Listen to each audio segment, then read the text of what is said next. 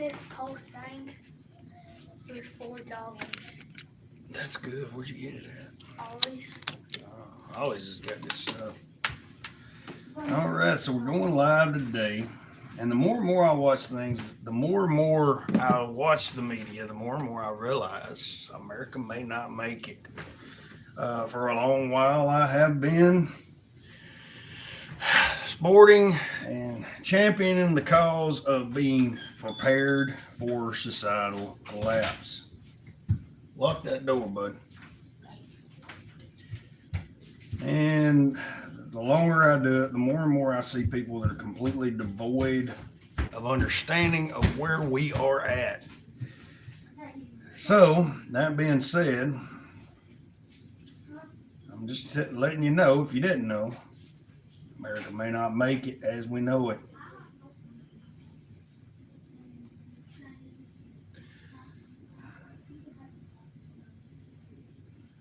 All right, we're going to get Facebook up.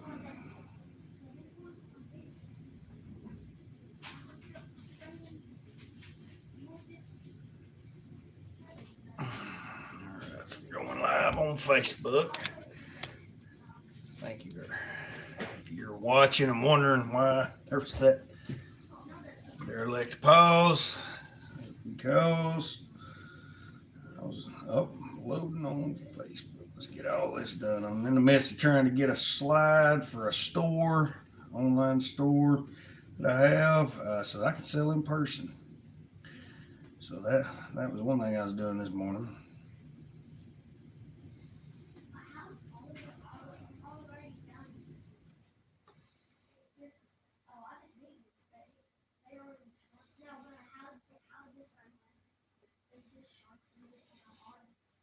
All right, we're going to go live. And we're going to have people coming in going nuts and wild over every part of this stream, especially on TikTok, because that's just what they do. So we're going to share it out and get our friends in here and see what happens today in this stream. Welcome in if you're coming in. It's good to have you on this Saturday morning. My friends, Judy and Grizzly, good to see you back. Karen Keaton, looked like that's who showed up. We're going to share this mug out some more. I'm going to get some folks in here. See who we can get. Tactical Unicorn, there we go. Homestead family. We'll put us some folks in here. See who comes in. We hope you're all having a good day today. We hope you're having a wonderful weekend. Again, I'm going to go ahead and put out the reminders of the rules. We do not allow abuse, so we ask that you keep your abuse to a minimum. I can usually take it. Beanie may be in here today. Beanie may be busy. She's got the weekend. Good morning, Misha Stewart. Good to see you. Beanie's here. Oh, here we go. Right off the bat. So let's share this out. Let's see who we can get in here. Let's see how many we can get in here. Let's get the message going.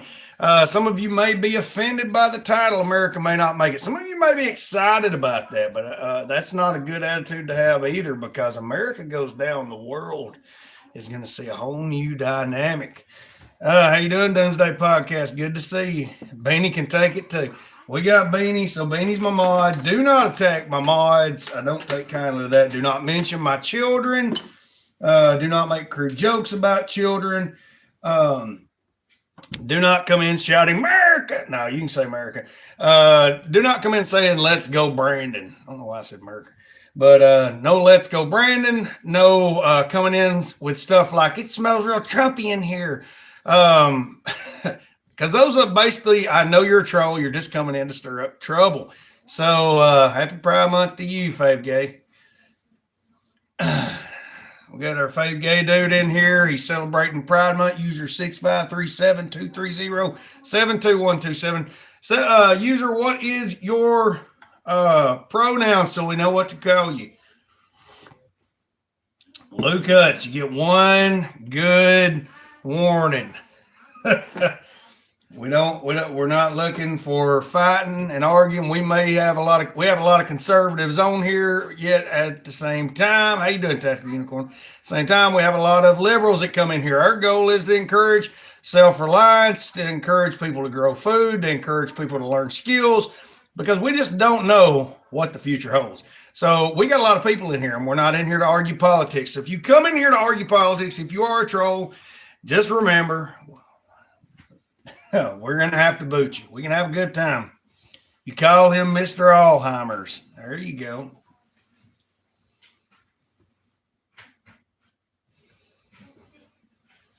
Yeah, nothing about children. We don't allow abuse.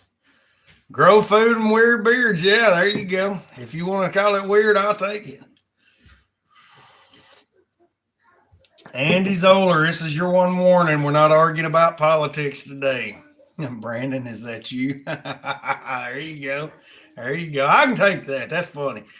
It's good to see you, Buzzard Live. So America might not make it. And a lot of the reasons I talk about this, a lot of the reasons I say these things, and the reason I'm talking to you about this is I'm looking at a lot of different things. Now, we're looking at the gun debate. Now, you're not going to take guns. So let's just get that out there. If you think that we're going to see a big gun grab in America, you will see a very violent, volatile reaction to that. There are not enough ATF agents to do it. A majority of your military will not do that. And a majority of your law enforcement. Now, they will in a lot of areas, but then you'll just have a lot of areas that don't have firearms and a lot of areas that do. Now, that being said, I've talked till I'm blue in the face about gun violence and firearms and statistics. Yeah, well, that does seem to be more and more the case. Our country is, and you know, there was a little hope when I seen the businesses coming back socially. I don't think they'll ever do that, Doomsday. They're trying desperately, and they've been trying desperately to do it for years, but it's just not, I don't see it happening. Now, maybe I'm jaded because I live in the South and everybody and their brother owns guns. Every kid starts shooting guns usually at the age of 3 and 4. But, yeah, but they're not going to get them. I mean, it's just they're not going to get them. Words on paper do not produce actions in hands, so you're going to have guns. Now, that being said, there's a lot of different factors we got to look at in America. All right, the average American is, we're seeing the food costs go up. Hey, Chris McDougall, good to see you. 3-Gun Champ, good to see you. Yeah, I've been going real early there, 3-Gun Champ. I am in northeastern Alabama, Miss Shauna Lay. Northeastern Alabama, right on the Tennessee-Georgia border. It's the tri-state area. Maybe Brian Baller. They may get us with controlling the bullets, but that'd be very, very, very extremely hard, because you got to realize people that are complaining about ammo and the prices are the people that have bought thousands upon thousands upon thousands of rounds. And need be, you're going to have people that have tons of powder reloading things. And then people will learn how to make smokeless powder on their own. That's something we have to realize. When they outlawed drugs and methamphetamines, people started manufacturing cocaine. People started manufacturing meth. People started finding ways to get it. If you believe that the cartel will not find a way to capitalize on this, because the cartel pretty well runs Mexico. And even though Mexico has very strict gun laws, only one gun store in the whole country, those guys have military-grade weapons that they could not have got from America. So they can do basically whatever they want. I would not put it past them making their own munition factories in Mexico in the areas they control, and then selling them into America just like they do marijuana and fentanyl and all the various other things they bring in. Just like, I mean, it's against the law to traffic children, but yet they still do that. I mean, it's a sad thing. But yet, when you have organized crime, words on paper does not stop that, because a lot of times your government's involved in it. But that being said, the cost of food is going up in America just exponentially. We just had over the weekend, Memorial Day weekend, we seen California's prices go up to $10 a gallon by the end of that weekend. Will it go back down? I don't know. So we're seeing the cost of food. Yes, the Recept 158, the cost of food's going up globally. We have like a 54-day supply of wheat left, grain left in the world, I believe, and China's got 60 some odd percent of that. What do we need to do, biochemist? Don't worry about California. Oh, California, Lord, it's got the most mass shootings in the country and the most gun laws in the country per gun owner. So we have to realize that. I think California's had 23 mass shootings, major mass shootings, whereas, and that's double everywhere else. That's double Texas. That's double. It's double Texas and double. I think Florida was right in under Texas, and then you've got the other states that are in there. Alabama's not even on that list of the top states. So, hey, we got Adam in here. Good to see you, Adam. Good to have you in here. Hey, I need to get on a call with you, buddy. I just seen that. Yeah, three of the school shootings since Columbine. What did young biochemists say? A certain kind of package sent to particular CEO. Oh Lord, they wanting to send dang anthrax. No, let's not talk about that. Bama ain't a state; it's a prison. I don't know. I like it down here. This is a good prison. Yeah, I need to holler at you, buddy, and get on a call with you about it. But now you're in upstate New York. What is the atmosphere towards firearms up there? What are we seeing, Adam? With let's see, how can I bring you up on? I ain't never brought anybody up on Facebook. Let's see if you can come on here.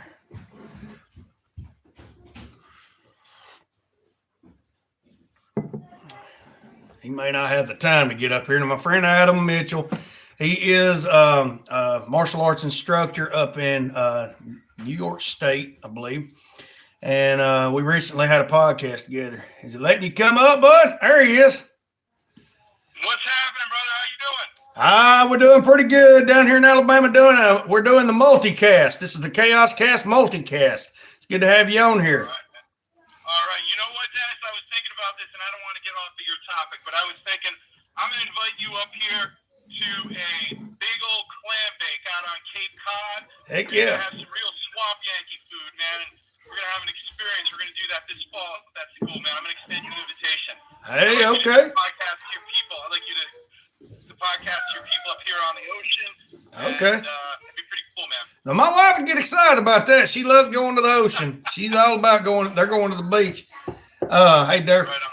But so what is the atmosphere in New York right now? I know y'all have some of the strictest gun laws in the country in New York State, and with shootings, it usually is a volatile atmosphere. Now I don't know where you're at with the firearms debate, but what is it like up there? I'm a firearms owner. I'm a lifelong card-carrying member of the NRA, and I'm a New York State resident, but I'm originally a New Englander. And my family goes all the way back, and I own a brown vest from the American Revolutionary War. It's been my family since. So this is a hot topic for me. Okay. New York City right now, things are a mess down there. It's dangerous, and right now, if you get caught with an illegal possession, you get taken in, but you get a summons. You can only be held for 24 hours, and you are released. So that gives a lot of, and you get your summons. If you're carrying around an illegal weapon and you get a summons, chances are you're not going to be showing up for that appearance. So they just don't show up for it? Just don't show up for it. You get released. You get picked up with an illegal weapon, and you get released a couple hours later back on the street. And that creates a pretty hot environment. Just on Memorial Day weekend in Chicago, there were 9 killings and there were 42 injuries. People were shot otherwise. And it is getting the hands in the possession of irresponsible people and criminals. That's the thing that we need. That's the conversation we're having here in New York. Where I'm at in the Hudson Valley, when we get a little bit where it's affordable to live and where you have all the law enforcement, first responders, Teamsters, all those people that work in the city, City or working class people, they are all gun owners. Yeah. And New York, you got to remember, New York State's got two big mountain ranges. We got big farms, we got big lakes, and we've got good people up here. New York State is not New York City. New York Yeah. City is a mess. But New York State, a lot of great people, but a busted up government. And hopefully things are going to turn around. But I'm on the same side of the fence as you, brother. Yeah, I'm having a block. One of my rules on the live streams is do not mention my family, my kids. So I had to block somebody. I was listening to you, but I was having to block a user. Beanie's my mod over here, and she's it looks like we got some chaos.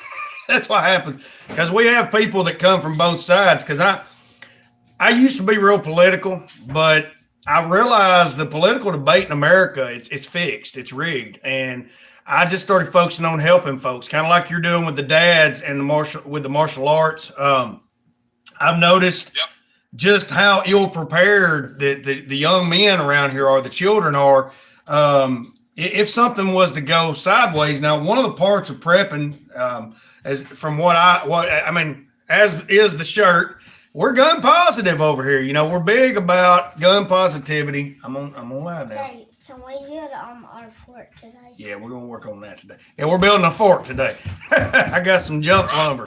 Yeah, we got some junk lumber over there, and I'm gonna use this as a model, but I get sidetracked easy. You have to forgive me. But yeah, the thing about preparedness is there will be no law enforcement. The law enforcement will be taking care of their family if things collapse. If people are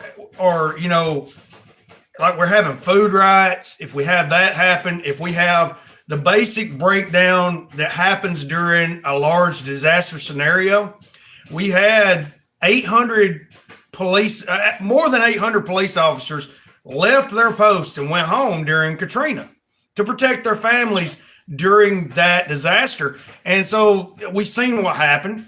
We seen people that were left without. We seen people that were looting. We seen people that were armed, firing at police that were trying to help.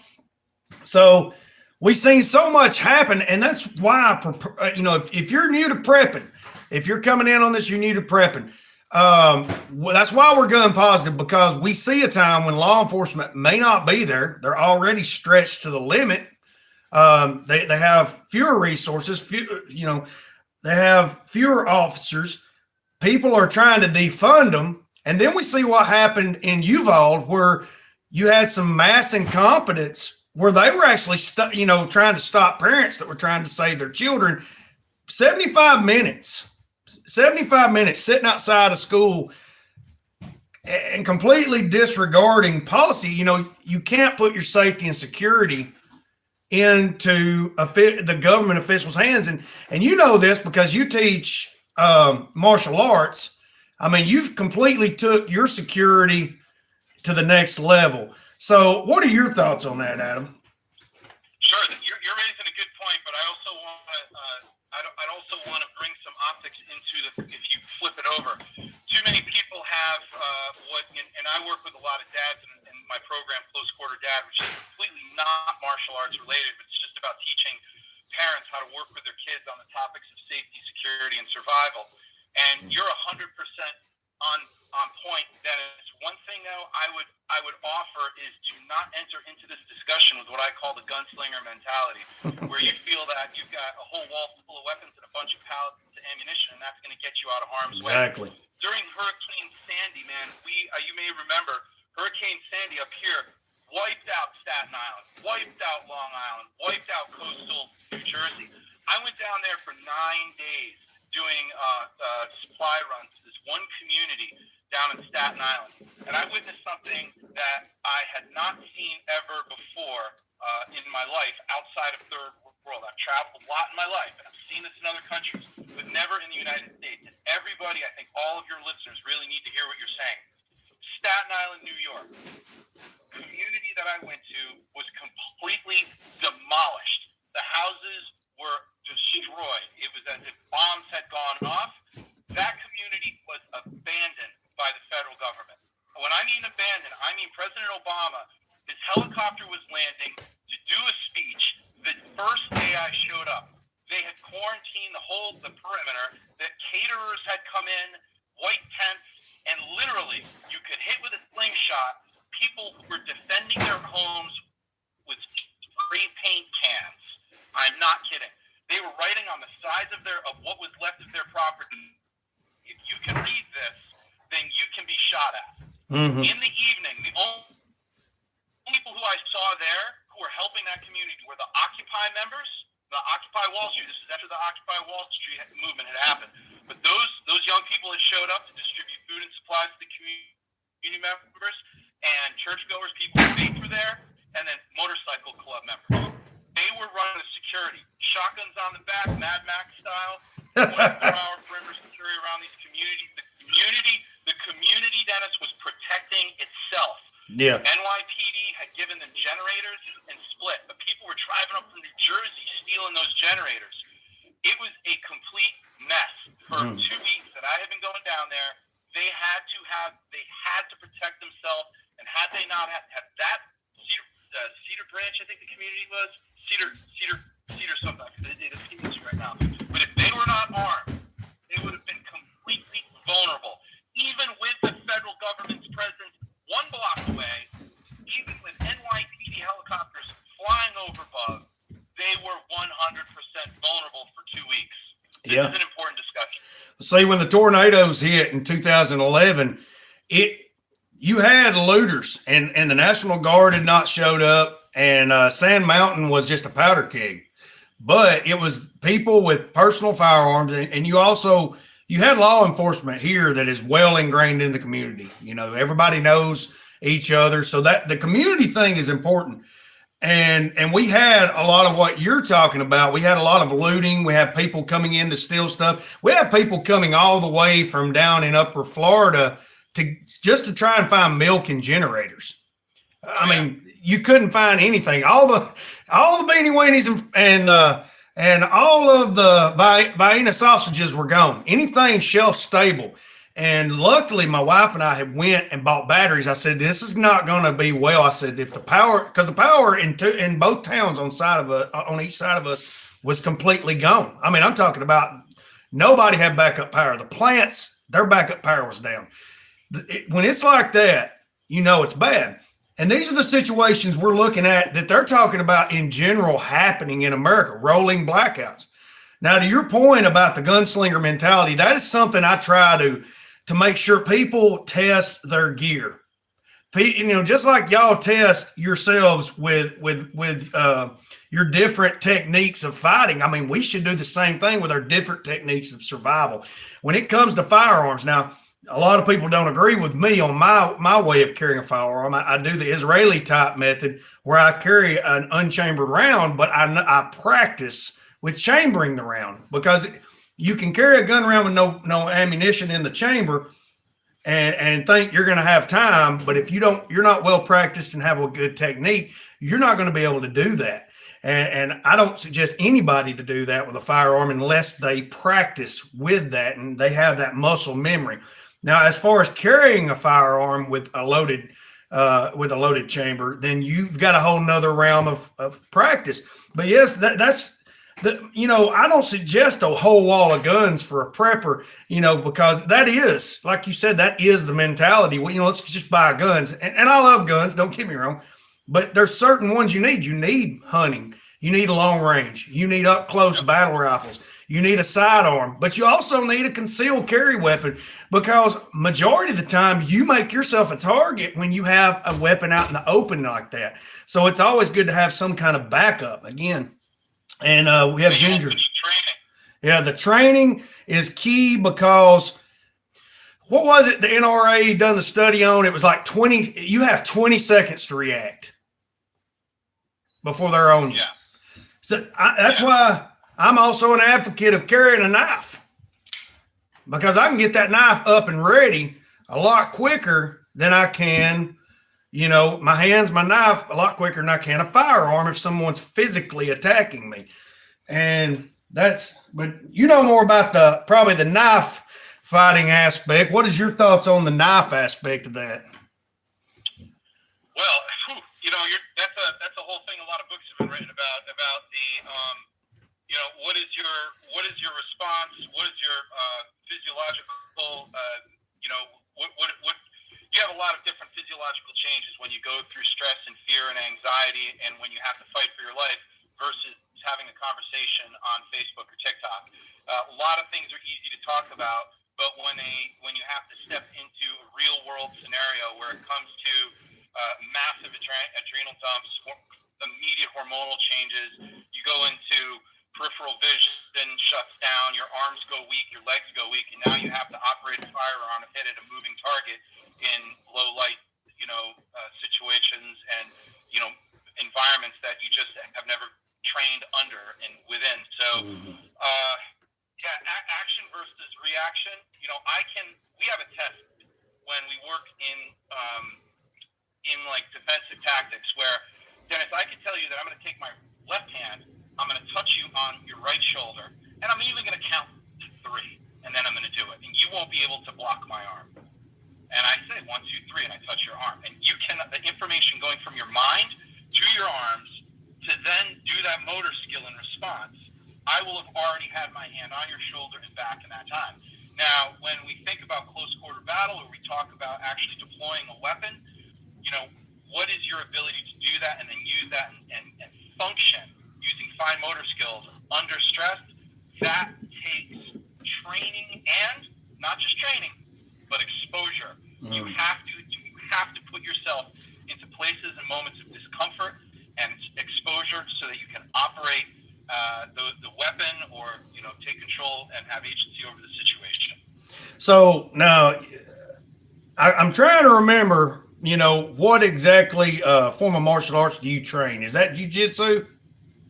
Yeah, I do. Okay. I've done, I've been studying Japanese jiu-jitsu my whole life. So jiu-jitsu does that very well. It puts you in that during the training, they put you in that position where you're being stressed. You're having the exposure, if I'm not mistaken. Is that true?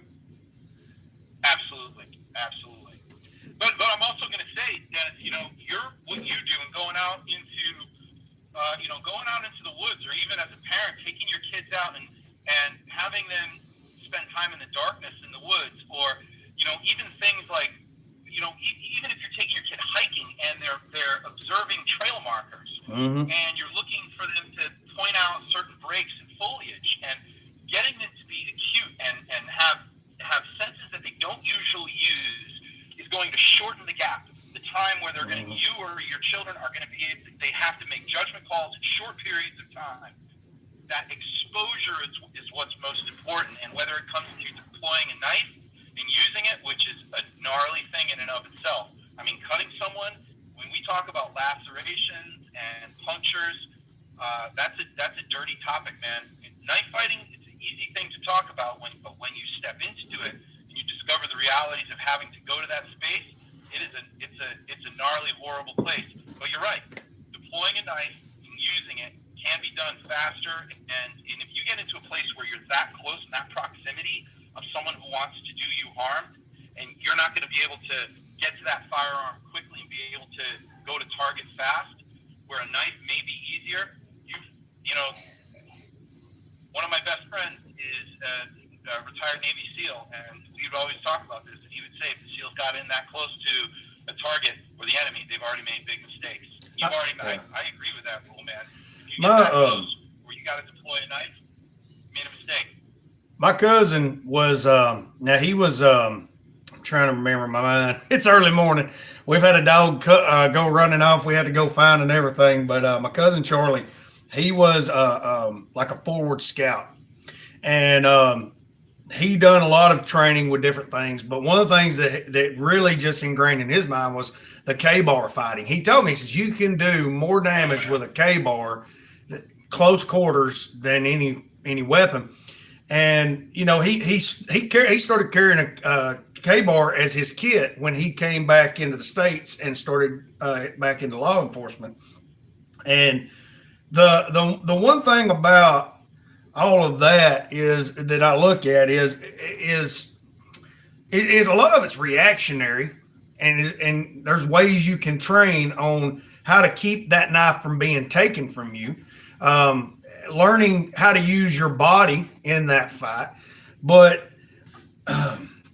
I'm trying to get my mind wrapped around what I'm trying to say. It's like I went completely blank trying to remember what he was in the military.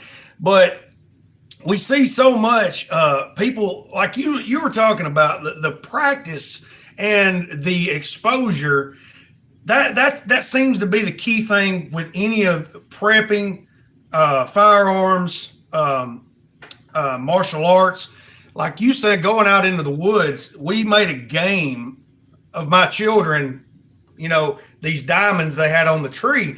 And they started naming off the trail diamonds. We taught them what to look for as far as trail markers. So if they're lost in the woods, they know kind of what to look for, because most of those trails in your state parks make a loop, or, they have, the people will be on them. And as long as they're on that trail, they're going to be found. And that's something, getting your kids out into the woods and the surrounding area around your house.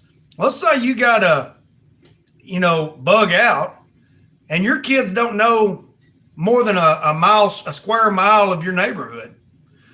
They don't know the woods, the nooks and crannies. Now, when we were children, we went all over these woods. We went to the river. We went to the creek. Right. We were on our bicycles. Lord, we wore bicycles. I don't know how many bicycles out and fishing rods out, just exploring. It's the nature of man. But children have stopped exploring the outside and started exploring the web and Minecraft. I mean, it's still there inherently in them, but they're not getting that outside exposure. And that's, we really, as sad as it seems, we really seen what we have taken from our children when Pokemon Go came out, and we had people that were getting out and they didn't understand how to act outside. I mean, did you hear about the car accidents that people got into with Pokemon Go because they were actually getting out and driving around, and they were in unfamiliar areas? And in some ways it's bad. In some ways it seems humorous, but in another way, because a lot of people was like, well, kids don't ever get out no more, but it exposes a problem. These are the people that will be making decisions about our lives when we retire. These are people that will be running our government. These are future law enforcement, EMT. We're seeing what we're seeing, it seems, in America is the ball is being dropped everywhere. Politics, law enforcement, emergency response, factory work, management. We're qualifying people on paper that have no experience. Do you see that same thing happening? I do. I just want to kind of I want to spotlight something that you said there, which is that we're taking, and you're absolutely right. Those kids are inside because we have taken from them the outside. Mm-hmm. Those are experiences that we have produced. It's not, they're following what we are teaching, right? Mm-hmm. We have to take ownership of this as parents and as the adults. We need to take our kids out of the woods like you do. We need to bring them into those experiences and show them that. We allow them to sit there and play Minecraft for 8 hours a day. It's us as parents who have to go out there and cross that stream and teach our children how to step on rocks correctly, how to orientate, how to walk on trails, how to look for breaks how to do all these things, man. It's us that need to do that. We are responsible, and if we fail, that's on us. We can't blame small children for sitting around playing Minecraft all day and point the finger at these kids. Mm-hmm. Whether or not you take your kids out and you give them that, you give them bow and arrow training, you give them firearms training, you take them out onto the ocean on a boat, you teach them to swim, you teach them to snorkel, you teach them to run on a trail, you teach them to do whatever it is that you do, but you got to do something. Yeah. And if you do nothing, it's on you.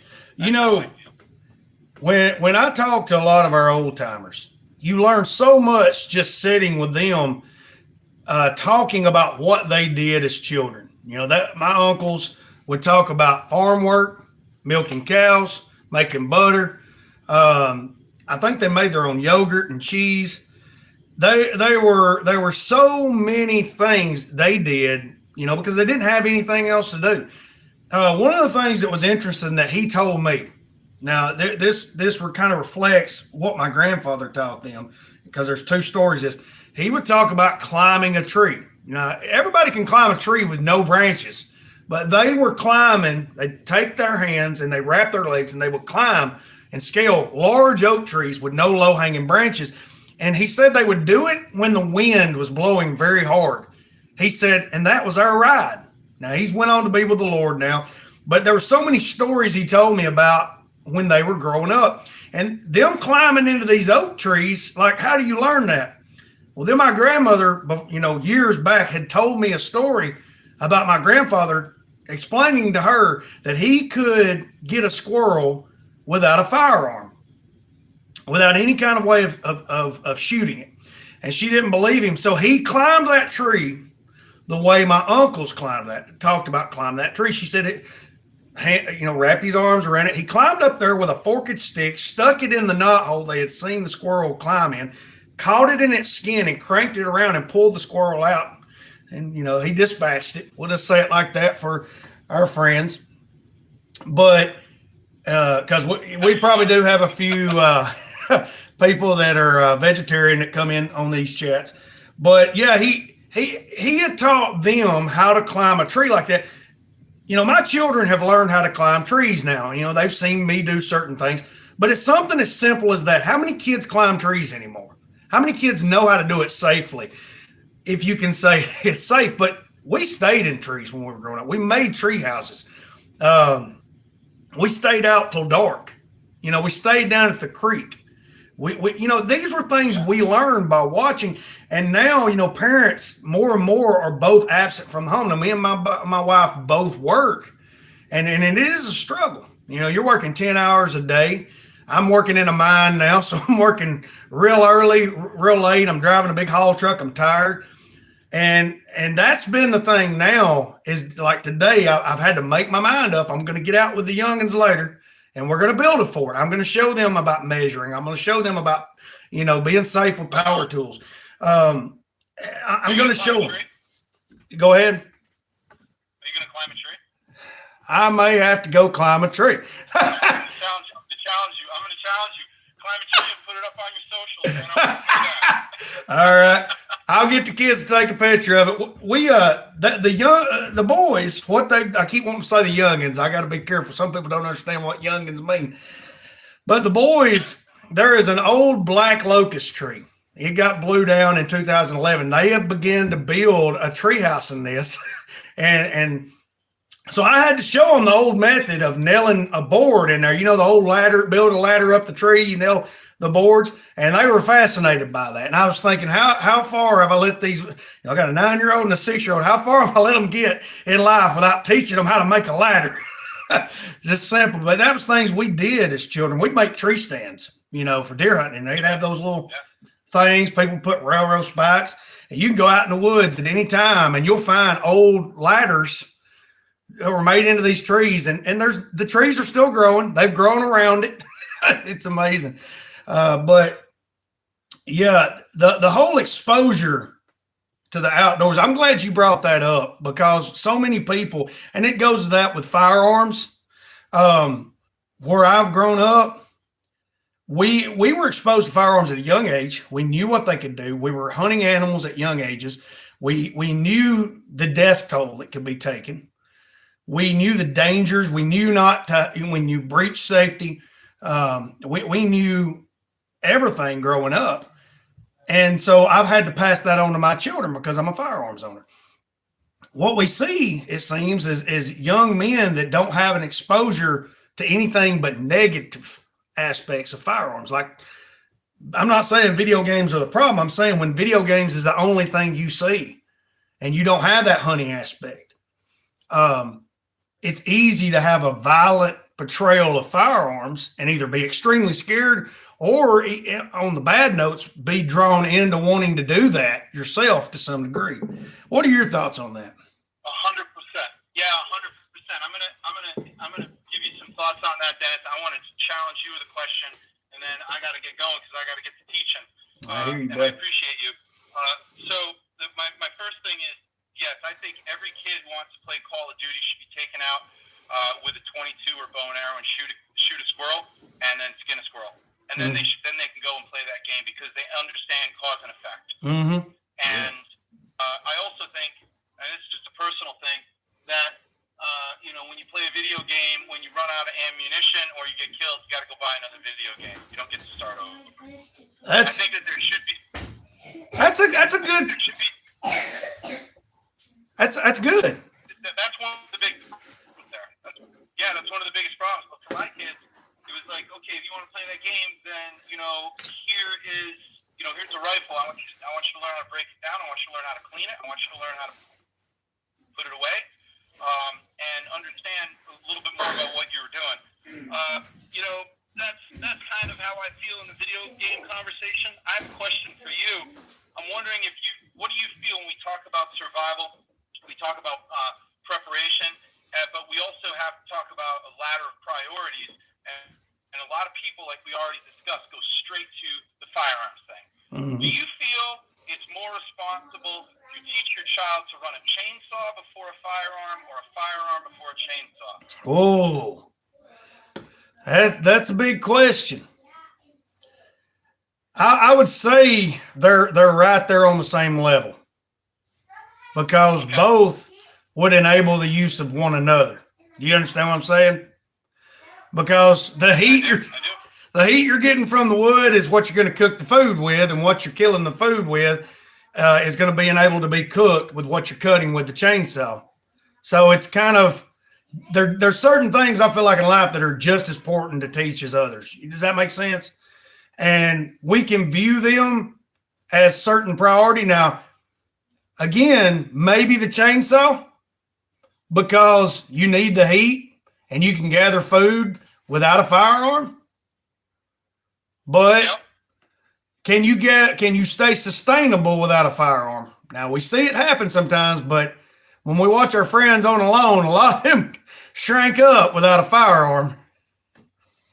Here's why I asked that question, brother, is because when I was down in Cedar Grove, Staten Island, what those people needed immediately, we step outside of we want to look at, like, what are some of the other dimensions of needs with a firearm? Is it just getting food and personal or community protection? What else is it? Those people needed a chainsaw. They needed chainsaws, power tools, and generators immediately, because they needed to rip their houses and the frame because of the spread of mold. Because the water levels had come in and had risen up to halfway up the first floor, which had pulled all the chemicals out of basements in the garages, and it had gotten into the walls. They needed to rip the insulation out and needed to do it within a matter of days. Yeah. And they were desperately in need of chainsaws. Dang. That was to me. I walked away from that being like, wow, I need to carry a chainsaw in the back of my Jeep always. Yeah. Don't get stuck in the road.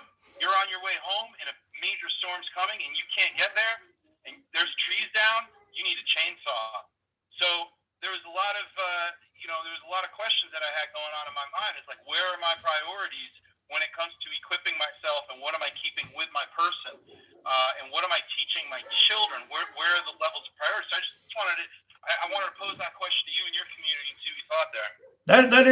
That is a good question, and I keep an axe in the truck. So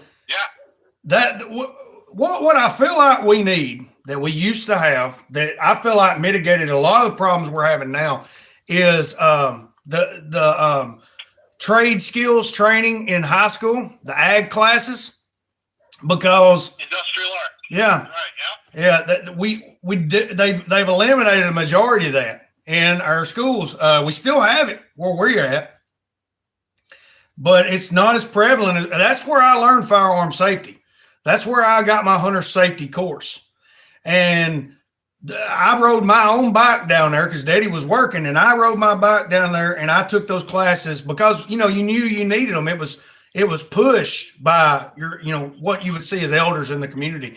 And we don't have that anymore. I feel like firearm safety, exposure to what firearms can do, because we're never going to get rid of all the firearms. We have someone here that is saying we're defending ourselves against the people that we've armed. You're going to be defending yourself against armed assailants all your life when it comes to crime, because it don't matter if they have access to firearms or not. They got access to chemicals. They got access to tools. They got access to martial arts like you teach. We'll never be able to eliminate violence and crime and violent attack. It's never been in the history of man. We've never eliminated violent attack. It's never been done. No society's ever done it. And any society that's taken the firearms have committed such atrocious violent acts against their people that the danger from firearms is basically a required risk, I feel like. To want to take firearms, you're mimicking one of the most evil men in history, and that's Hitler. Hitler took the firearms, and that's what allowed him to commit genocide. The Turkish government, when they were killing the Armenians, they took firearms. The Congolese that were killed, they were not armed. I mean, people that are not armed can't fight back. They cannot protect themselves. And I see people, this Shells Bells, just to address what you're saying, she's called us ignorant. She said all kinds of things. But to me, a person like that lives in a dream world with rose-colored glasses. I know you have to go, so I'm not going to go on my big spiels. But I have a friend I want to get you into contact with. His name is Doomsday Podcast. Now, Doomsday Podcast, you and Close Quarter Dad need to get together because Close Quarter Dad, Adam, he's got a great podcast called Close Quarter Dad. You probably both are like-minded as me and Adam are. And both of y'all having a podcast, I could see some great things happening. Get together. You're a little closer to Adam than I am. I think Doomsday Podcast lives in PA, if I'm not mistaken. So I don't know if you're interested, Adam. I don't know if you're interested, Jester, but I hope y'all can get together because I think y'all get along like we all do. But Doomsday, hit me up. Let's do something together. And Dennis, before I go, I just want to speak to that person about their ignorant comment. And I just want to say how much I appreciate that. I appreciate criticism and good feedback and open conversation and allowing people to, and like what you're doing exactly, allowing people to come onto your platform and saying that and not banning them and not censoring them.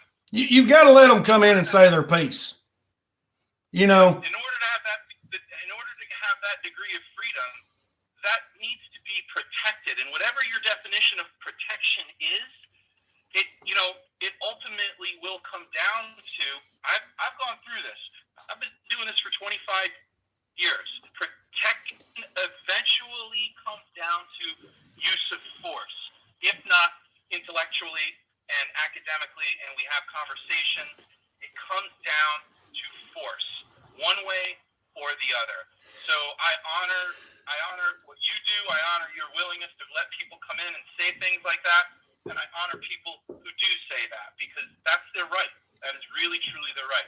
Until it starts hurting people, that's what I have to say, man. That's good. And I'm glad you brought that up because in the end, the way it comes down to it, we need a counterbalance, those people on that extreme, to make us look at what happens with firearms because we do need to, because in all honesty, the people that have made the most impact on hunting and on land preservation, it has been the hunters themselves. It has never been those squalling in the dark. We'll say it like that. Maybe that's wrong.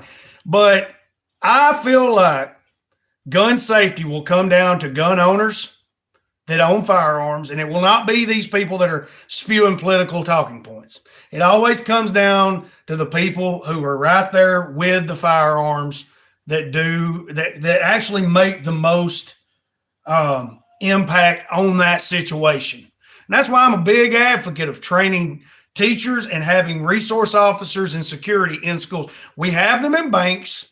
We have them in any establishment that has a large amount of money. We have policemen that bring security to our homes and in our neighborhoods, but we have very little security in our schools.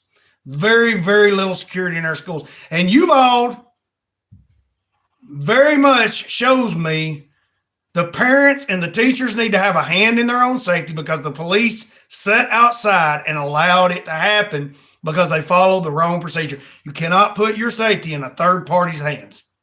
I do not feel like that's possible. Dennis, I got to go, but Dennis, I want to have another conversation about about this because I'd like to invite you into a conversation about what law enforcement, the 32 mass shootings since 1999 that have been prevented, and what they look like, because that's the opposite part of the conversation that rarely ever talked about, which is, all right, what was done right, and what did we do to stop them, and let's do that again. Yeah. Yeah, I'd like to. Yeah, because you may change that may change my view on a lot of things. Because I'm always willing to learn. Now, I will say this: I'm never going to give up my firearms, but I'm willing to learn. Well, bud, hey, it's good to have you on there, man. We'll see you. Have a good one. All right, take care. So go check out my friend Close Quarter Dad, closequarterdad.com. Adam. Great guy from upstate New York, New York State. I think he's come off on. He was on Facebook. We was able to bring him up. So I have guests on different apps. When we had Clapper on here, when I was able to do Clapper, and it was not. Let's talk about the schools in general. Are they doing anything right? You know, Red, that is a good point to be made. There are a lot that public education does not get right. The charter school system. What if we took the funding we gave public education and we began to invest that in schools, and we're individually investing per student? That turns it into a for-profit. It turns it into a for-profit establishment.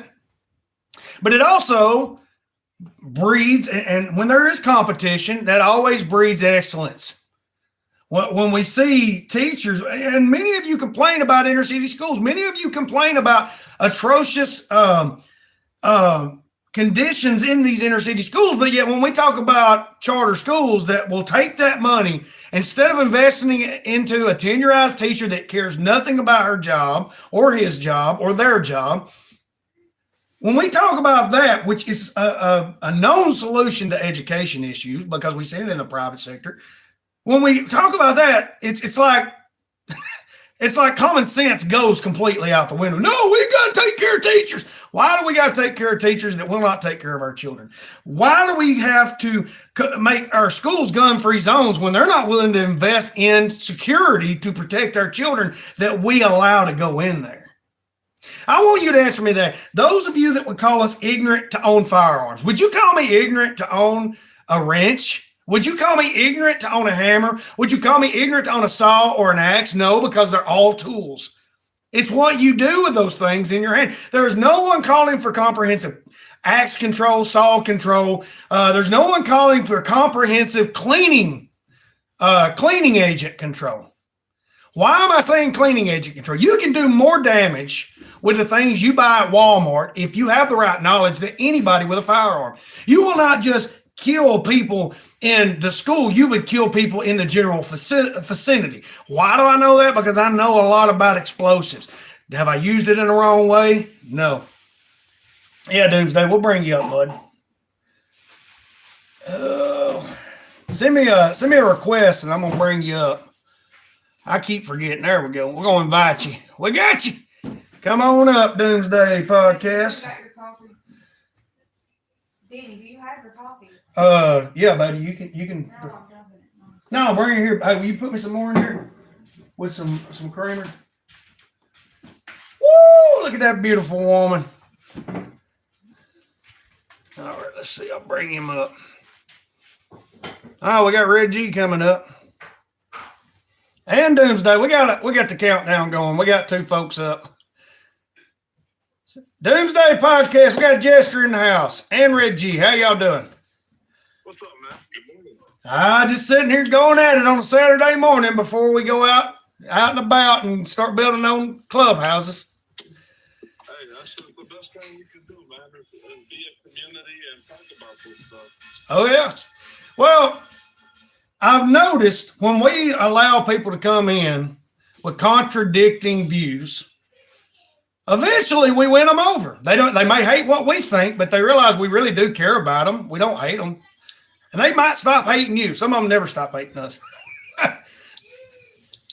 It's really common sense because a lot of these Suck it out of the top of the lid. regulation people, their idea is we're going to get rid of gun sales and the rest of the guns are just going to disappear. Oh yeah. Doesn't work like that. We have over almost 500 million guns at this point, do we not? Right. And like, I think it outnumbers the adults 2 to 1. Exactly. So, one of the things I got to ask for regulation, maybe some of y'all have something to say to this point. Mexico, do they not have only one gun store in the country? And that's in Mexico City? Maybe I'm wrong. Does anybody know that?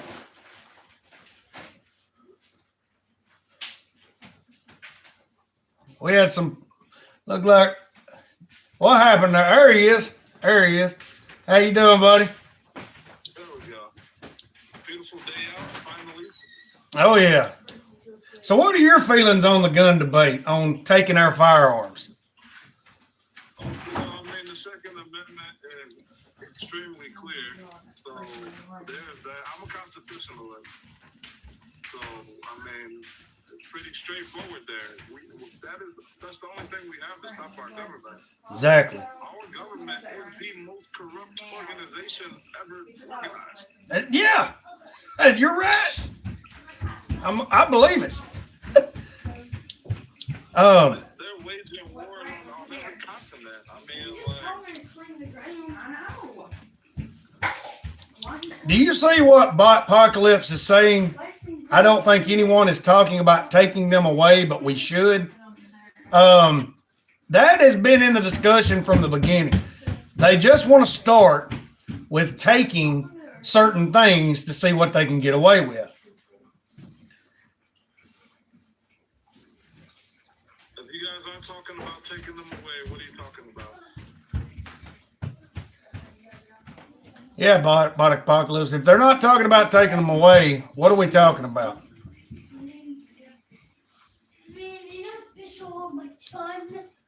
You're taking away something. You're taking away some freedom. It's not supposed to be infringed upon. Despite what Joe Biden says, the Bill of Rights was supposed to be inalienable rights. And he can say they're all subject to change, but we hadn't had a constitutional convention about this. He don't get to make that decision.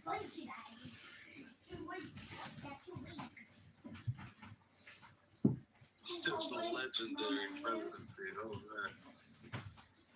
It is a legendary presidency. I mean, I'm just going to say it. Hey, Jester, he's back. The guy who said he wasn't going to do mandatory vaccines and then the day 2 mandatory vaccines. Yeah. Botpocalypse is saying we're taking away their freedom. Botpocalypse, I'm not sure what your pronouns are, so I'm going to use they until you inform me otherwise. So Botpocalypse, they are saying that we're taking their freedoms with our freedoms. So Botpocalypse, you explain that to us. If you want to come up, we'll let you come up and say your piece, and we will respectfully listen.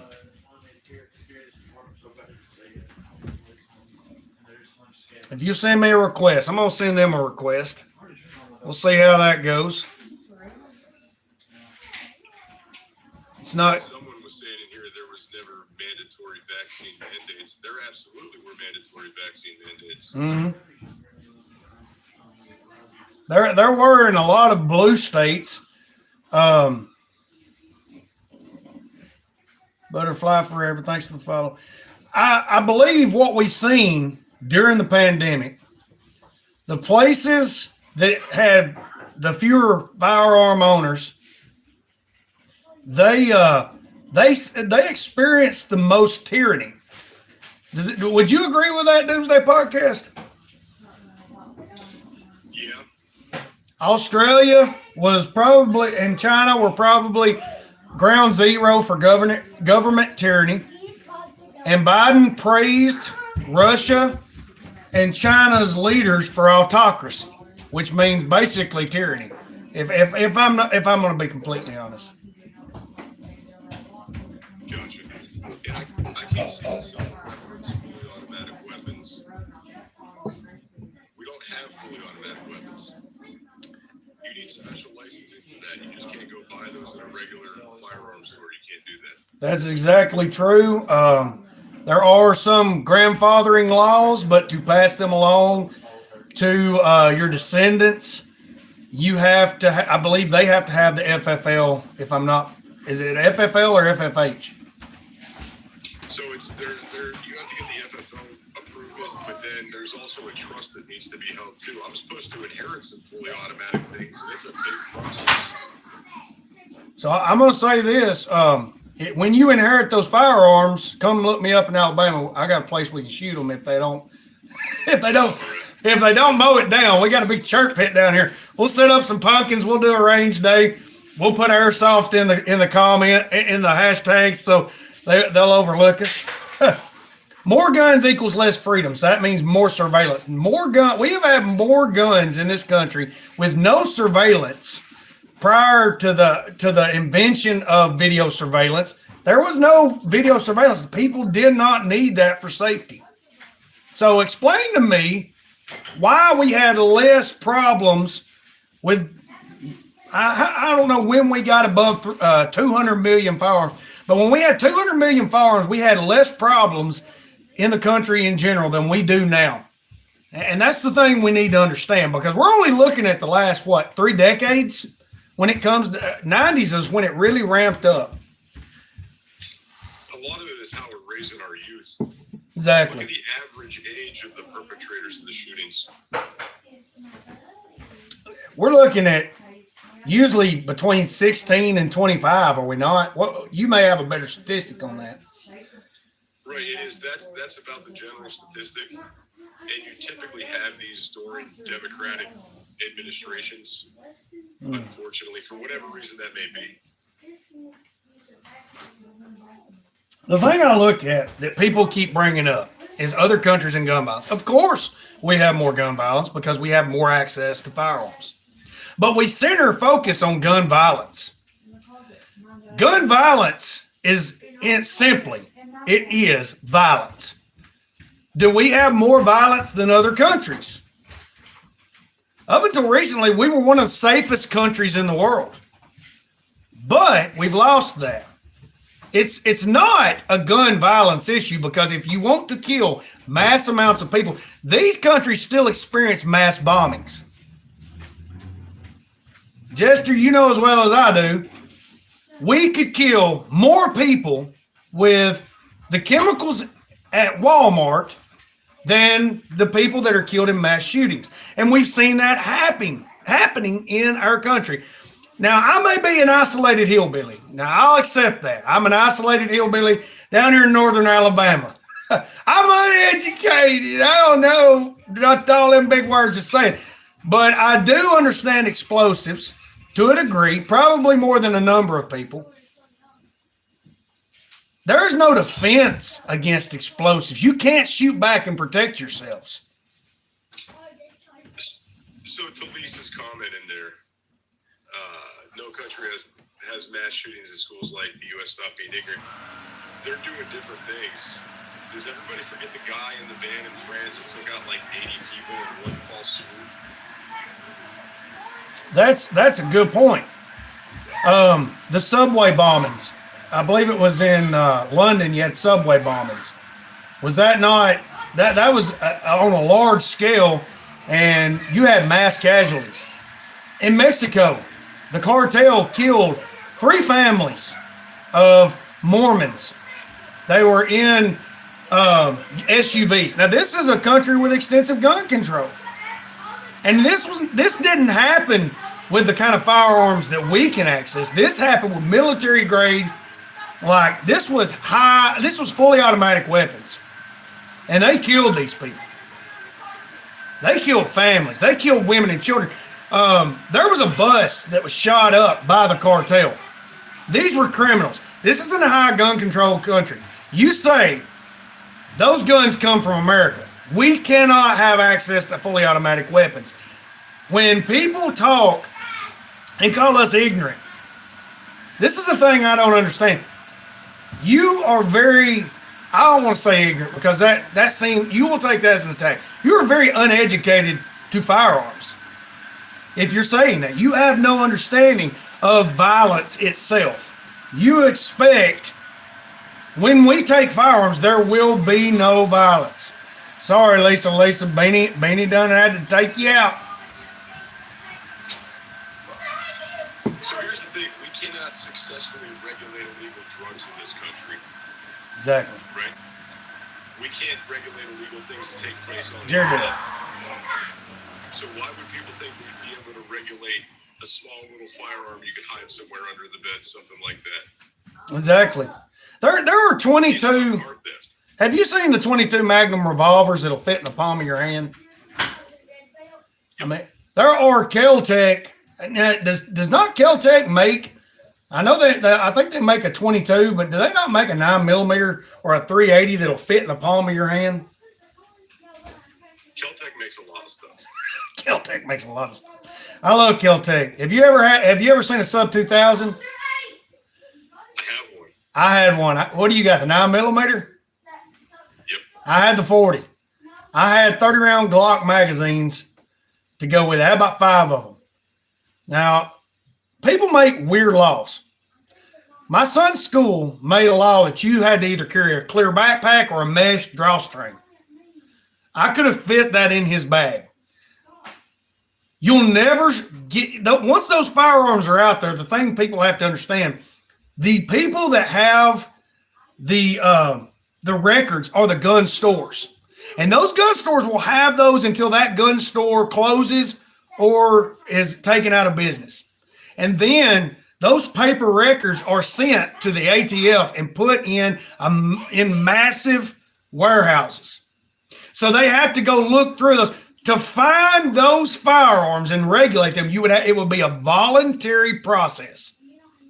It would be a voluntary, and I mean, nobody I know is volunteering. When California done these things, I know people that did not volunteer.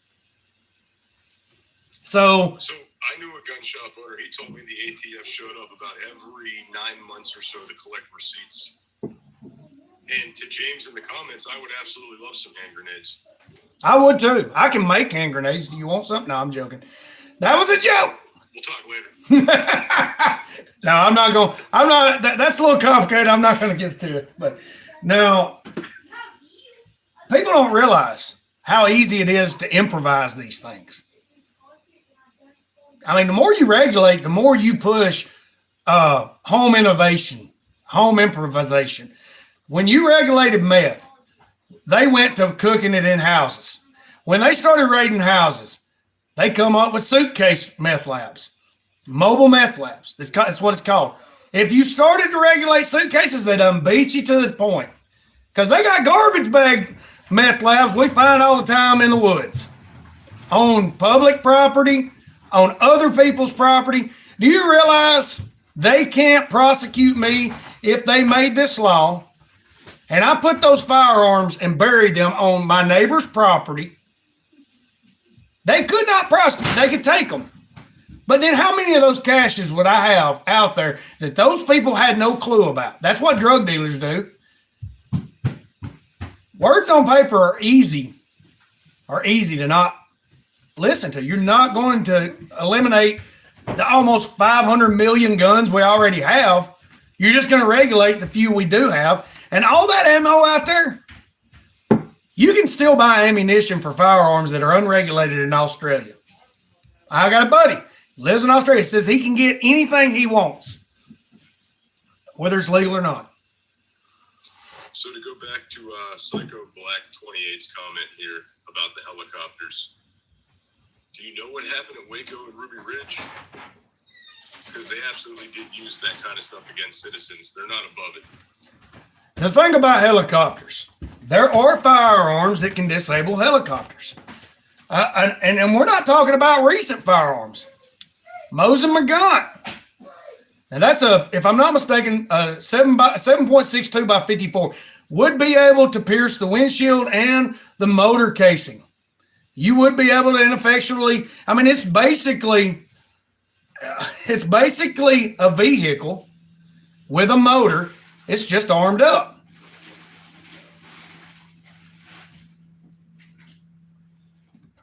So Doomsday Cast was suspended for hate speech. I do not know. You'll have to appeal that. A 308, yes. So this is just education purposes. We're not talking about actually doing this. Doomsday Podcast was suspended for hate speech. I seen no acts of hate speech. If this is a mark, we will have to appeal it, and then we're going to have our lawyers go and talk to the TikTok representatives. And what they'll do, we'll have to have them pull the IP addresses of the ghost account users. Yes, just appeal it, Doomsday Podcast, and start putting that warning out during your lives that we're going to have the lawyers pull their IP addresses for the ghost counts. And so if you want a lawsuit,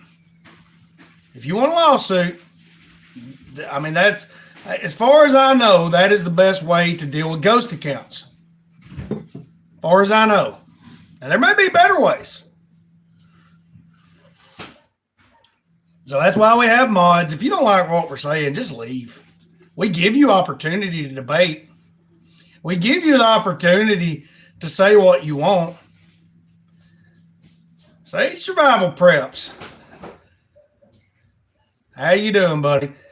Hey, you may get banned if you come up here with me. I'll throw that out there. But if you want to, throw me a request. We've been talking gun control for Lord. Beanie's probably sick of gun control. I'm probably sick of gun control. But it keeps becoming the center topic because you have trolls that want to come in. Doomsday, I'm sorry I got you in the hot seat. I hope I didn't contribute to you getting banned. I am from northeastern Alabama. Jared Dale. Now, Beanie, Jerry Dale's from Oklahoma. Now, I believe Beanie may be from Oklahoma too. Oh, me and Benny go You and Beanie go way back. way back. Do y'all know each other in real life? Like, met a few times. Okay. Did you send her my way? I did. Thank you. Beanie has been the best asset I've ever had on TikTok. She is my good friend. He is the best. Mm-hmm. Yeah, see, I got for hate speech the other day. Doomsday, they just got him for hate speach. I better turn that thing get banned. That ball cap. Uh-oh. Yeah. I got an American flag on mine, but it's Velcro and it's hard to see. One of the things that they got me for on a video the other day, and it had to have been a troll, the auto generator actually generated, the auto generator for the captions. You know, I do captions on mine, and because of my accent, they're generating all kinds of wild captions. It actually generated a racial slur. And I appealed it, and I told them, I said, this was y'all's doing. But now I check them dang auto generators every time. I was saying Pearson, I was talking about a kerosene heater, and it said Pearson, and it used a racial slur after that. And I didn't check it. So she's in 8 Mile, Alabama. Okay. Let me give you a follow there, blessed angel. I'm already following you. I always follow them Alabama folks. But hey, Beanie is the dam against the cascade of trolls we have in here. Genesis? No, I'm talking.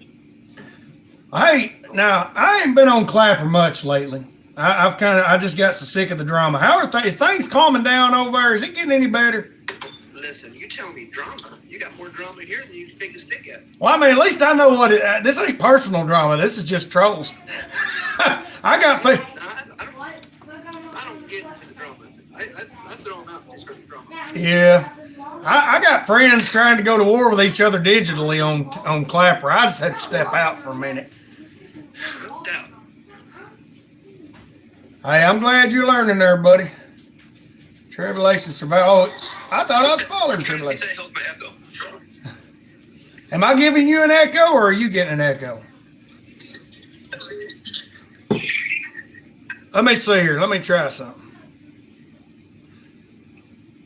Do I still got an echo? Alpha Coral. No, it's not for Southerners.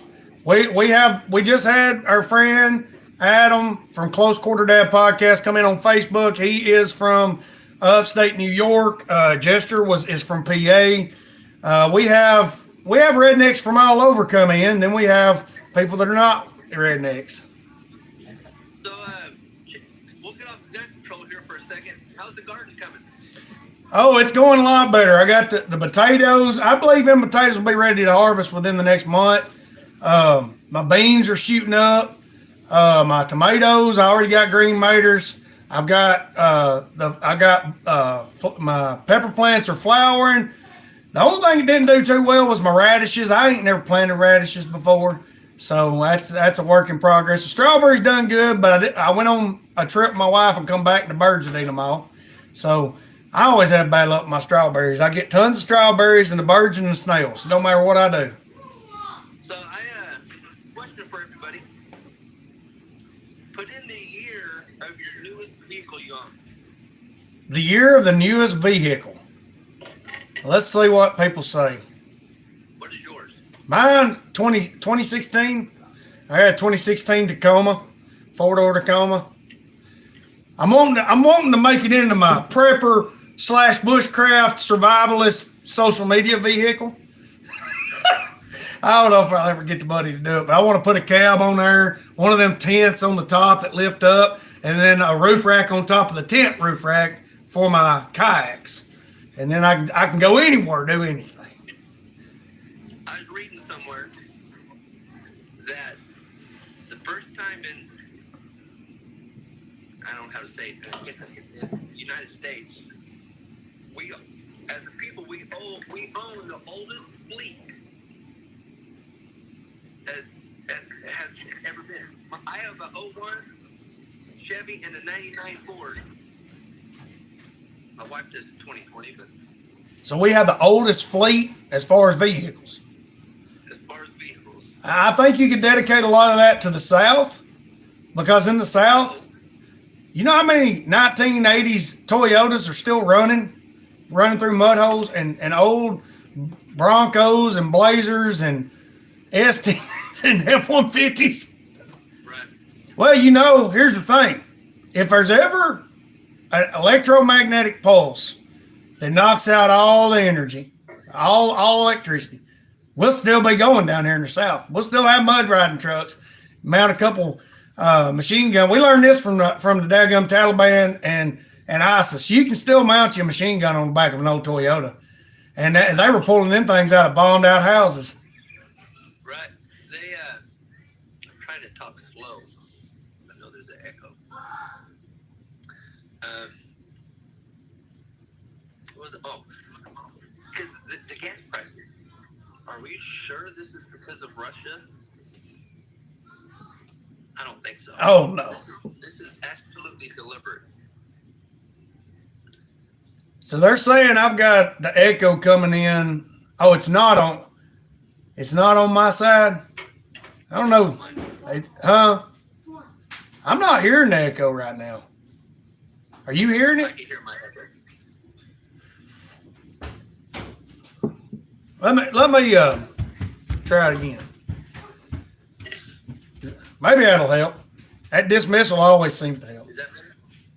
I hear just a slight echo. You're the one echoing right now, but I mean it's not bothering me. Is it bothering you? I just want to know where all my Democrat friends are that voted for Biden. Is this what they're looking for? Sure. Hey, Sherry, I just wanted to say that I apologize that they took y'all's right to buy new handguns up there in Canada. Apologize for that. Come down here with us. But where did all the Democrats go that voted for Joe Biden? Some of them are they're unashamedly still they're still out there drumming up the scene for Joe Biden. I don't understand it. It is clear. Even his own staff are saying that nobody really likes him. But you got them hardcore Biden, you can't say Trumpers. It just don't work. You know, Bideners, you got those Bideners. I don't know. I don't know what we're going to call these folks, but you got them hardcore ones. Joe Biden is not a good president. I know many Democrats that are going to vote the opposite way because of him. You know, the ignorance in this country is absolutely crazy. It is. Where is the common sense? Boff is saying, let's go, Brandon, is code for pedophiles to identify each other. That's not the case. Though there's a whole lot more. If you don't, if you believe that, you need to go look up the FBI studies on pedophilia symbology, and most of them got to do with pizzas and hot dogs. And we're not the ones over here talking about pizzas and hot dogs in our memos and our emails And how dare and tacos. Hollywood actors get on here and pushing gun control against violent from the children? They need to clean up their own house. How many pedophiles are in Hollywood that are hurting children? They all getting caught, ain't they? They want to preach to us because we law abiding, armed. Echo's driving me crazy. That to the first voice's point, I'll let you non-reading conservatives that don't know what these big words are. Y'all go read Camping and Woodcraft. It's a lot better use of your time because you're going to have to go hide in the woods when things collapse because of the ignorant decisions made by many. And I'm not going to say just Democrats. We got Republicans, old turkey neck Mitch McConnell over there. I don't care for him or Lindsey Graham or Paul Ryan. All these neocons we got that's helped the Democrats along to make bad decisions. And I'm going to say we got some Democrats that I kind of like. Oh, Tulsi Gabbard, on some of her things, she really seems to care about the people. But then there's things I disagree with her on. What'd you say? I love Nancy Pelosi. Well, Fun to watch. oh, Fancy Nancy, she's got her crowd of lovers.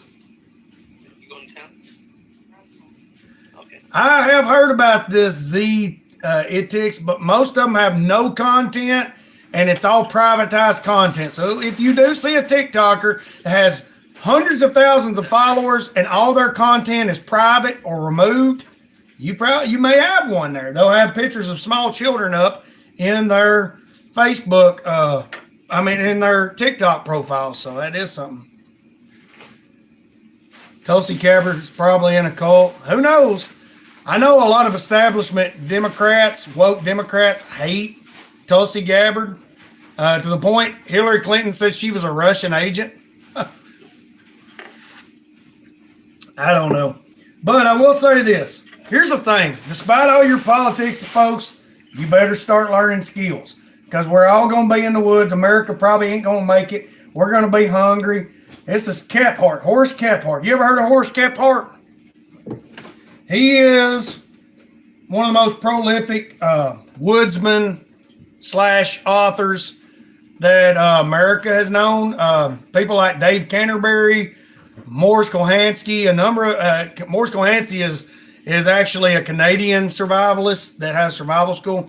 A number of these men refer back to Horace Kephart because he was born in the 1800s, but he really came to prominence, especially in the woodcraft area of education during the early 1900s. He was a librarian, an author, and he had taken a job in the city, and the stress just caused him to have a mental breakdown. So he left and moved out into the woods in the Smoky Mountains area. It was one of the last bastions of wilderness, and he came down here. He read a bunch of old logging reports, and he came down to the Smoky Mountain area, and he is actually one of the big figures in pushing to make the Smoky Mountain region into a national park, because he went out and he tested his crafting. He came up with a lot of crafting skills. He came up with a lot of camp procedure that we use today that we don't even know where it come from. Well, Horace Kephart was the one who he revitalized old techniques from Civil War soldiers that his father taught him, because his father, I believe, was in the Civil War and was a big advocate of going into the wilderness, because it was all reminiscent of the settlers and the pioneers that went out west. They wanted to go into that realm of discovery again, but it was because of cities, because of population, because of just America beginning to grow and fill up. You were finding less and less pockets of wilderness for people to go out and enjoy nature. But because of what he did, and afterwards because of what Teddy Roosevelt did, we had the national park system begin to grow in America to the point where we have places to go and hike and experience nature. Had it not been for people like him, and these guys were hunters. Teddy Roosevelt was a big hunter. Kephart was a big hunter. So you can thank gun owners for all the hippies that like going hiking and love going out in the woods. You can thank gun owners for that. Hey, Trump Dad, we got Mike up here. I live in the woods. Yeah, hey, it's good in the woods. Have you get your ham radio license? No, I haven't. My uncle bought one. I need to get one, and I mean, he bought a ham radio. I'm looking to get one. How you doing, Mike? What's up? I've got radios. I need to get one. That way we can stay in communication. He popped up and he left. Because after when 9/11 hit, that was the only communications they had was ham radios. For real. Because all the cell phones and the phone lines all were tied up. You couldn't get through. Hey, James Rollins. It kicked old Trump Dad out. Well, that has been something that's on my list. It and solar have been the things that just financially I've not. This kind of been. California's shutting ham radio down. They're killing the infrastructure. Yeah, we'll have to operate without electricity, User 67. I believe that firmly. We're going to see rolling blackouts. We're going to, the government's come out and said this. It is, I believe it's an issue of management, managing resources. When you do not trim, the undergrowth out from under your power lines in places like that are very well known for propagating situations for wildfires, you're going to have wildfires. It's going to take out your electric grid. When you swap from hard, so fast from hard electricity generation to soft electricity generation, you're going to have a lot of issues. Now, I don't have a problem with trying to look at green energy, but it's just not there yet. It's what's called dirty energy, especially windmills. They just don't have the oomph to push that electricity out there into the grid. It fluctuates too much, and so does solar. Yeah, User. We got to develop those skills because they've killed the coal industry.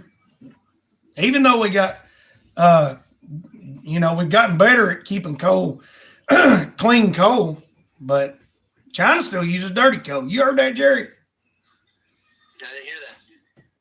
You know all that high sulfur content coal that we have up in Alaska that they won't let us use down here? And the oil up there too that's like that. You know who the biggest buyers of it is? China. Yeah, we killed our coal industry, but China's still buying that coal from us. They're still burning coal for power. They're burning tons of coal. I believe while we're developing this, we need to be using coal. We need to be using gas. We need to be using oil. We need to use whatever we got, but continuously be working towards, see, here's the thing about it. They want to go green, but the things that can produce good energy like hydrogen and nuclear, they don't want to experiment. I mean, not hydrogen, but hydroelectric plants and nuclear facilities. They're putting everything into solar panels. They're putting everything in the windmills. This is soft, dirty energy that really doesn't help the grid. But then they want to complain about the environment when it comes to hydroelectric. Then they want to complain about radioactive waste when it comes to nuclear facilities. If we put our focus on fixing these things, we would have very good, clean energy. You're right. Well, tribulation survivor, the nuclear energy, the space may be the way. You go ahead. I'm dropping down. We'll see you, bud. The nuclear, the space, this is actually went into the private realm, so we're no longer paying for as much of that as we were. But that could be the saving grace with nuclear waste. They have gotten down the space launches cost down to like I think $1,600 a launch at SpaceX. So you imagine if we were to launch nuclear waste into space and then shoot it out away from the planet towards the sun. How much would that be? What if we come up with even more cost-effective ways of getting to space? And that's where we took the nuclear waste and we didn't bury it in the ground. We didn't put it in vaults. The super dude. Yeah, super dude. Where's Mama? You are a brand new account. Where's Mama? You can use pure fluoride now. Oh, no, she's calling you. Uh-oh. All right. Yeah, super dude, you are a brand new account. We do have a lot of issues with ghost accounts. One of them just got one of my friends, Jester, in trouble for hate speech, which he did not do. The false reporting on this platform has got to be dealt with. And I don't think it's just like going live. You should not be able to report anybody unless you have 1,000 followers and you're verified in some way through whatever way another way of verification. We verify people for all kinds of stuff. But, if you're not willing to be verified, which that's your right, you shouldn't be able to come on here and false report people. Jester, Republicans are men. Jester's just the name he uses because he don't want to put his name on here. Yeah, the thing is you have so many reports. You have mass reporting bots that people can buy online and on the dark web, and they can utilize those to mass report accounts that they want. And you have TikTokers that do this back and forth. They eliminate competition. It's just very, very, and it's not just here. It happens on every social platform. They have bot account. They create bot accounts, mass bot accounts, and they come from, and their IP addresses a lot of times come from fake IP addresses that you can get the stuff. You can buy the software and you can buy what you need on the dark web to make these false IP addresses. They can't track you. Some things should be reported, but we should have verified reporters because I've been reported for hateful behavior so many times, and there will be no hateful behavior. There'll be no. I don't use racial slurs. I have a family of different races that I love. It's just not. My dad would beat me when I was growing up. I was just not taught to act like that. We have that happen on here so many times, and most of the times, I don't know, man. True Life Survivor, man. I grew up watching Star Trek. I'd love to move up there. If we have too much population, let's some of us go out there in space. I'd be like a Picard on the dang USS Enterprise. But that's another thing to be looking at. Yeah, you're probably, I think we should, if anybody can solve the cost issues of going to space, it'll be Elon. He solved a lot of the cost issues when it comes to solar. I would like to look. He solved a lot of the cost issues when it comes to Wi-Fi. And when it comes to electric vehicles, that's like the only electric vehicles I might even consider to own. The greatest. You spelled greatest wrong. So if that's a play on words, employment rate drops.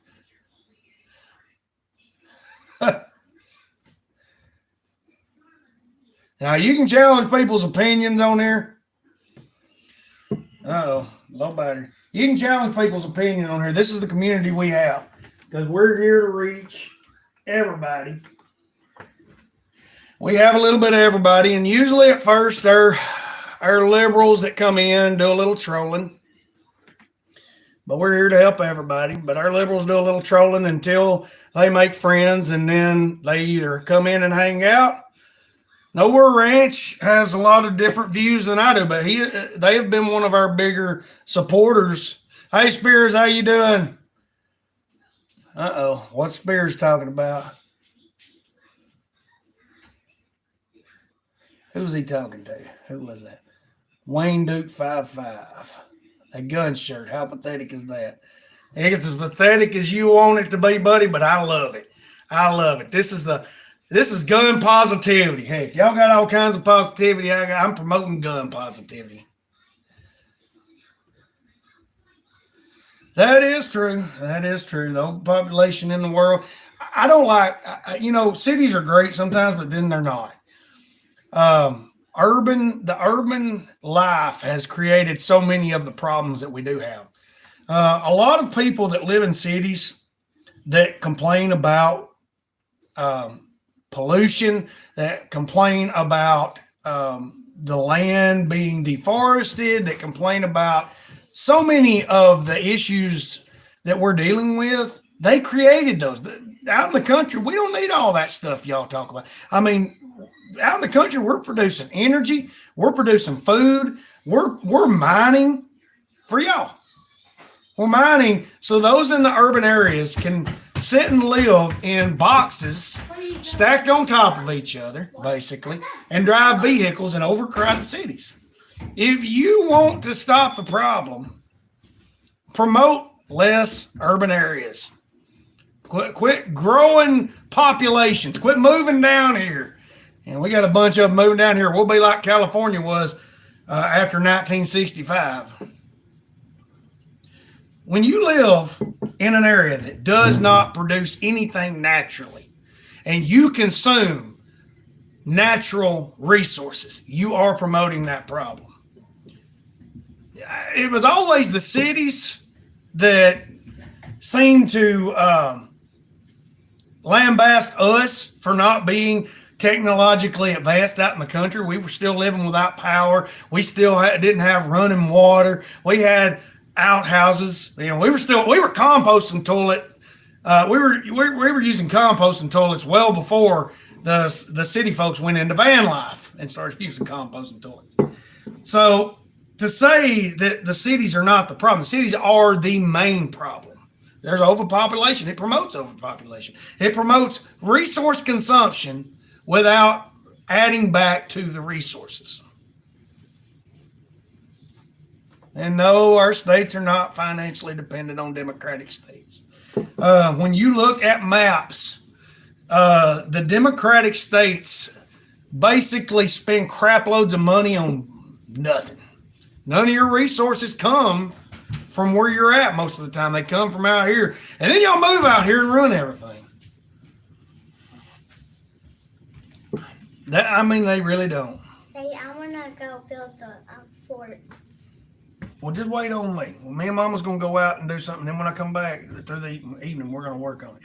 So don't be nailing anything. You can do some work out there, but don't be nailing on anything. Okay. Tribulation survivor, who's blocking your comments? I'm not trying to block anyone's comments. Sometimes the comments malfunction and things just don't come up. Beanie, what's happening with Tribulation Survival's comments? Is it TikTok that's doing it?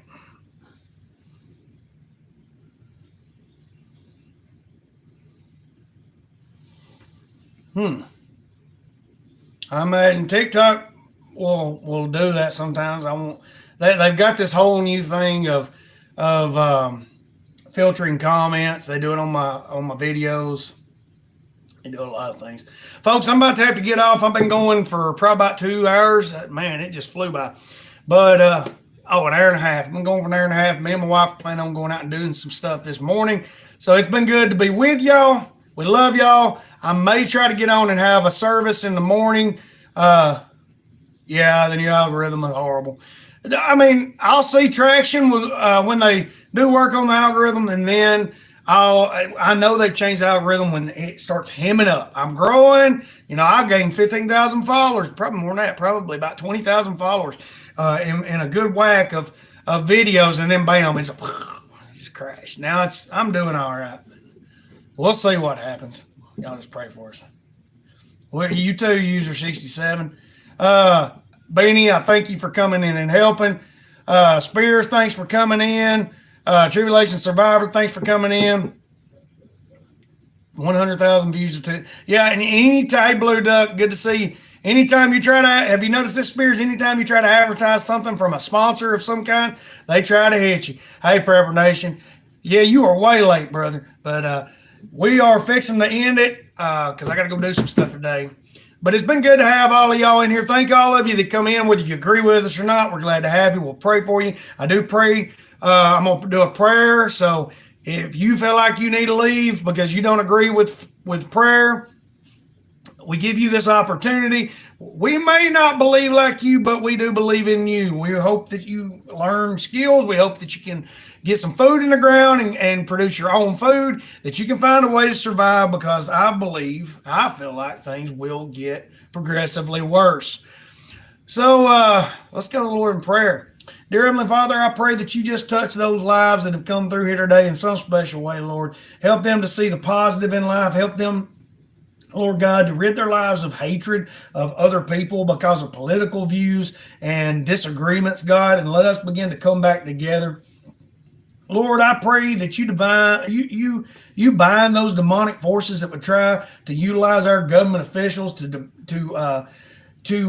separate us and to cause divide us, Lord God, and try to bring this country down, Lord. I don't know if this country will make it, but I do pray, God, as it begins to collapse and break down, I pray, God, you help us to encourage people more in learning about survival, learning skills, learning how to grow food, learning how to take care of themselves without outside help as much, God. And I pray that you just help this thing to keep growing. Help Spears' views get back up.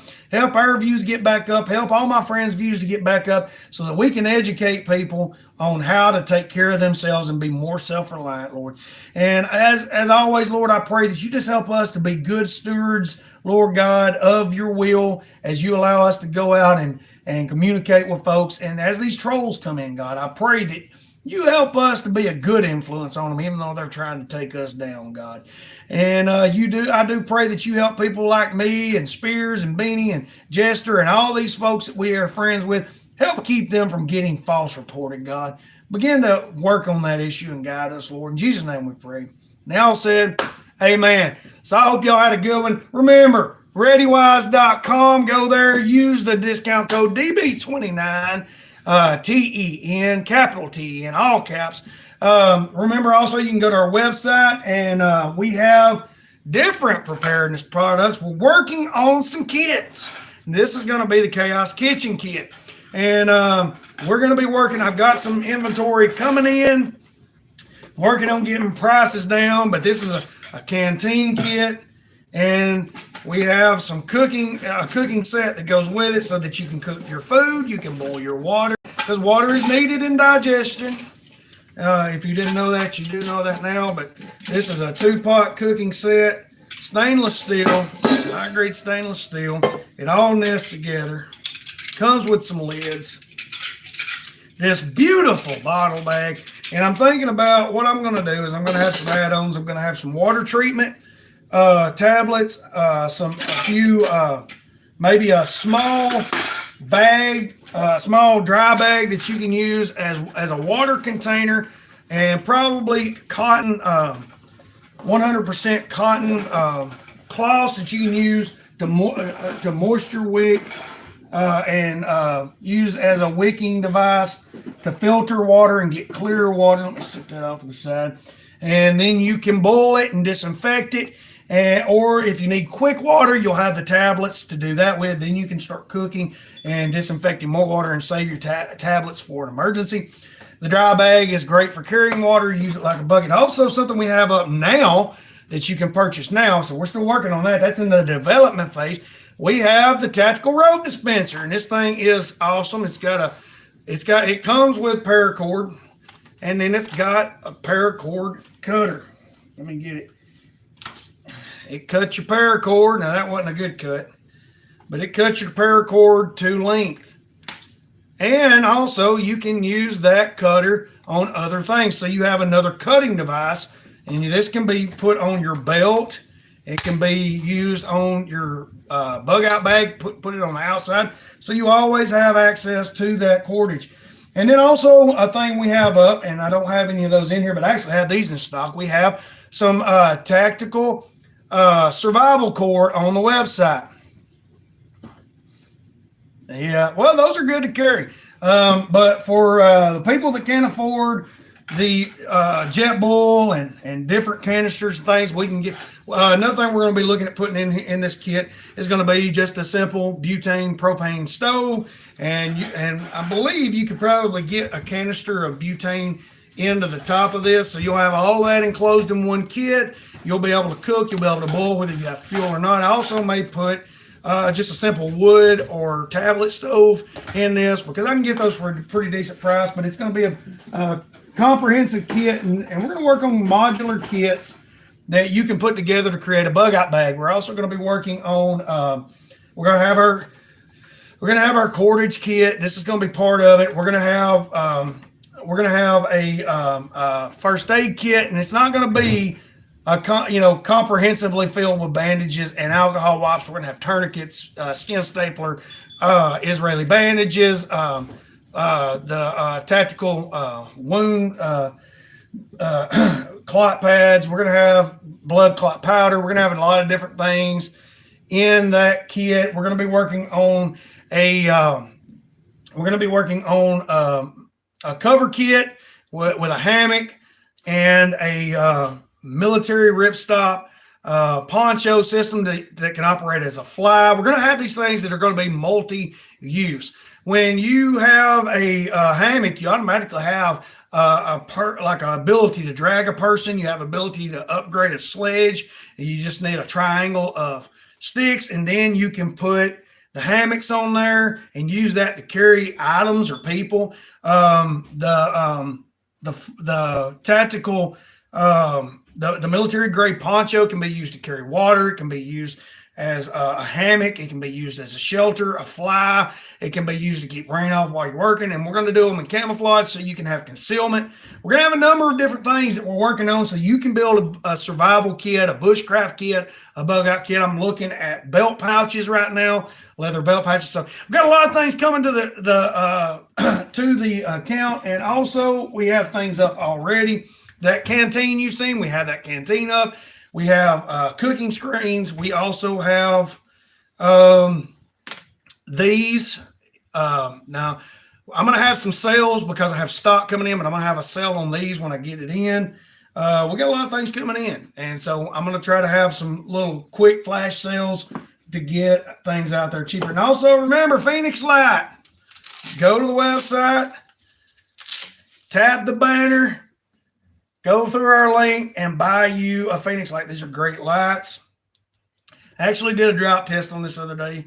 Somebody wanted a drought test. This is 1600 lumens of power, and it actually has a hot warning on it, but it's Korea coated with the American flag. They also have a Don't Tread on Me. It's in a different model, but it's more costly. But yes, has 2, 3, 4. I think it has 5 settings, and each of those has a flash setting. It is rechargeable and it comes with a clip, and it's made of aircraft aluminum. Also can be used as a self-defense device. So you flash it in their eyes, you crack them in the face, you disorient them, and then you're able to get away. They recently came out with the V2, the LD22 V2.0. These are on sale now. This is a very great EDC light. Again, tactical applications apply. But also, we have that. They have that. They also have these great bushcraft lanterns, and I love this. I'm going to get it going. Has it lost its charge? There we go. Very bright. Gets even brighter. And it's got a dim setting. It's got a night vision setting. And you can use it like a flashlight. So that's multi-use. That's about $30. So that's not a bad deal. And they're all waterproof. And let's see here. It's got a mount for like a tripod stand or a camera stand. You can probably put a screw-in hook on there. Saying close or open. Oh, you can open it right there, but it's got, I'm pretty sure, oh, this takes three AAA batteries. It's been a minute. It takes AA batteries. So common use batteries. I would use the lithium ion brands, but yes, it takes common use. So it's got a lot of different applications. It's got some power to it. It's waterproof and it's very small, so you can carry it. It's got multi-use. So go through that link and check that out. Yeah, there are so many flashlights. But these right here, Phoenix Light, are a very good brand. I can testify to their good use that I've put through. I used to have Olight as a sponsor. Their link is still up on my page, but Phoenix Light, I like more of what I'm getting from Phoenix Light. Now, they've even got versions of their own of these batons, but I still got that. I still use it, but I still use Phoenix Light too. So, but we're going to end it there. If you want to support, that's the way you can support. You can help us grow this community of people working together, and we're going to do that. We're going to do our best to grow these things on the days I have off and the days I'm able to get on. But we'll see y'all later. Y'all have a good one. Take it easy.